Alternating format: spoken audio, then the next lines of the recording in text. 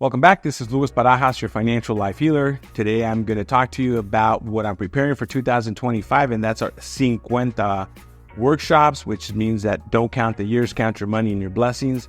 And as I'm starting to prepare for the workshops, I'm writing down some financial mistakes that I've seen over the years people make, especially people over 50 years old.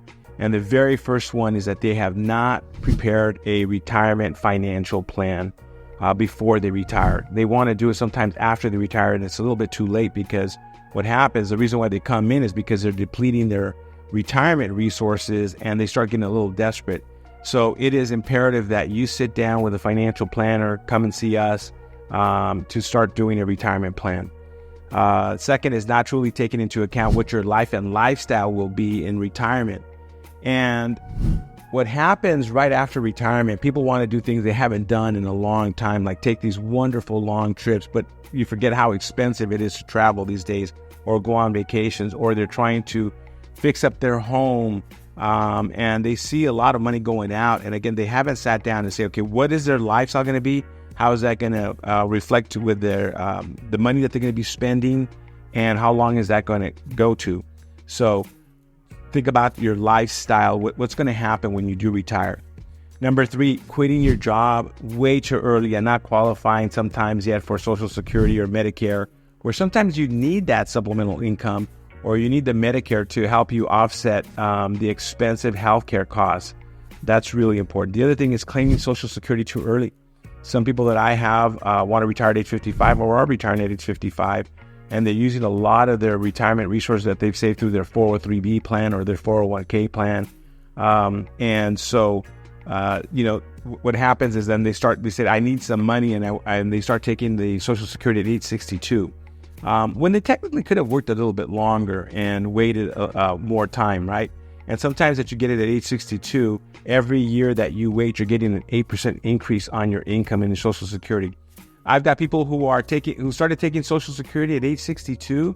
They're still working. They're going to be working until they're age 70. Not because they have to work, it's because they love what they're doing. They're really enjoying it, and they don't really need that income, and they're basically reporting it on their tax return and paying taxes on it. So that's another way to start planning, and seeing when do you really need to take Social Security, stuff that we're going to be talking about in our workshops. Ignoring estate planning or postmortem planning. What's postmortem planning? So what happens when you die? Who's going to pay for the burial, for them to bury you? What are the costs going to be? And we don't want to think about that. Nobody wants to think about death, and nobody wants to think about people getting sick and passing away. But I recently had a friend who got cancer and died within a month. And we had been telling him that he's got to get his estate plan in place for probably 2 or 3 years. And again, procrastinated to the very end. And the family right now is suffering because he did not create an estate plan. So, you don't have to wait until your 50s to do that. If you've got children, a spouse, a home, work on that estate plan now. The next thing that I see is the 6th thing is taking on debt. I actually see people getting closer to retirement, maybe 5, 6, 7 years away, and they sell their home that they've been in a long time that's almost paid off. And for some reason, they end up getting a bigger home with a big mortgage in their mid-50s. And so they're taking on too much debt. So now they're going to have to work longer, because now not only have they taken on too much debt, they got mortgage debt, their property tax bill has gone up, right? They had a home that they had purchased years ago for $300,000-$400,000. They sell their home and buy another house now for $1 million, $1.5 million. I know if you're in, I'm on the West Coast, so this is what we normally see. If you're in the, Midwest, you're not going to see those expensive homes, but here you'll see that. And now they're paying property tax at 1.5% to 2%. So those bills go up a lot, and they haven't thought through how long they're going to have to be paying these bills. Not reallocating retirement investments to dampen volatility. When I'm sitting down and putting together a portfolio for somebody in their mid-20s and 30s and 40s, we can take a lot more risk. We can be a lot more aggressive. And if the market takes a hit, we hit like a 2008, 2009 when the market's down 40%, we got plenty of time for the money to come back up. We're not worried about it. That's why we are aggressive with somebody's portfolio. But when you're in your late 50s and 60s, you really have to sit down and think about how you're investing your 401k, your 403b money, and your Fidelity account. And so it's really important to have somebody give you that second opinion as to if you're basically not maybe taking out too much risk. Number 6 is poor tax planning on figuring out when you start taking out your retirement distributions. Remember, most of that is taxable. If it's in a Roth IRA, it's not going to be taxable, but most people have a regular 401k.